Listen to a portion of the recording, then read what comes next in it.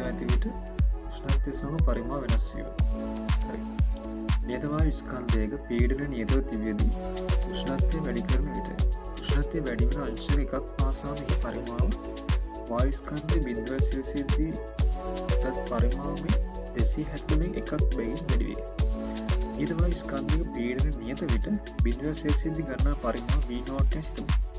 Celsius 1 දී පරිමාව V1 නම් V1 සමානයි V0 ධන 273 එකයි V0 වෙනවා.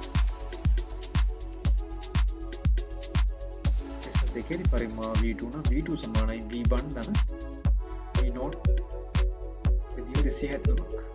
නැත්නම් V2 සමාන V0 ධන 273 V0 වෙනවා. මෙලෙස සෙල්සියස් 3 දී පරිමාව V3 නම් V0 ධන 3යි V0 වෙන 273. මේ අනුව θ හිදී පරිමාව Vθ නම් V0 ධන 273 θ වාරයක් V0 වෙනවා. එනම් Vθ සමානයි V0 වාරයක් 1 ධන 273 එකයි θ වෙනවා.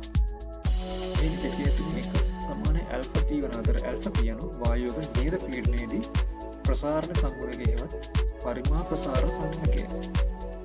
alpha p කියන්නේ වායුවක නියත පීඩනයේදී ප්‍රසාරණ සංගුණකය හෙවත් පරිමා ප්‍රසාරණ සංගුණකයයි. Vθ සමානයි V0 වාරයක් 1 ධන alpha p θ වෙනවා. alpha p එකක වෙන්නේ සෙල්සියස් අංශකයට නැත්නම් කෙල්විනයට. නියත වායු ස්කන්ධයක පීඩනය නියත විට සෙල්සියස් අංශක බිඳුවේදී පරිමා V0 ද θ හිදී θ සෙල්සියස්දී පරිමා V යයි සිතමු. එහෙනම් V සමාන V0 වාරයක් 1 ධන alpha p θ. V සමාන V0 alpha p θ ධන V0. ප්‍රස්ථාරය නම් y සමාන mx ධන c ආකාරයෙන්. ඒ නිසා θට ඉදිරිය V අතර ප්‍රස්ථාරයේ ධන අනුක්‍රමණයක් හා ධන අන්තක්ඛණ්ඩයක් සහිත සරල රේඛාව වගේ. හරිනේ. වැඩි ස්කන්ධයක අඩු p හෝ අඩු අඩු භාරය. අනුක්‍රමණය V0 alpha p අන්තක්ඛණ්ඩය V0. අනුක්‍රමණයේ අන්තක්ඛණ්ඩය වගේ අපිට ලැබෙනවා alpha p. හරි. alpha p පරිමාණ ප්‍රසාර සංගුණකය.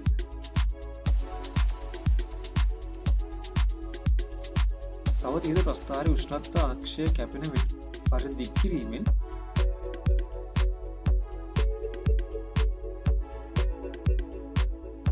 ඍණ 271.5 දී උෂ්ණත්වයේ අක්ෂය කපන නිසා එමගින් නිරපේක්ෂ ශූන්‍යද සෙල්සියස් අංශක වලින් ලබා ගන්න හැක. නියත ස්කන්ධයේ පීඩන නියත විට 0 සෙල්සියස් ගන්නා පරිමාව V0 ට θ සෙල්සියස් පරිමාව V යයි සිතමු. ඒට V සමාන V0 වාරයක් 1 ධන alpha p θ. V සමාන V0 ධන 1 ධන 273 θ.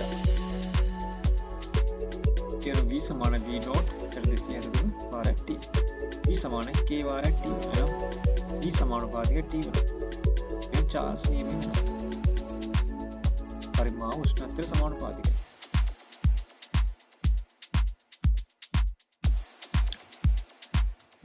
ළමයි බොහොම ස්තුතියි. තිරුවන් සරණයි.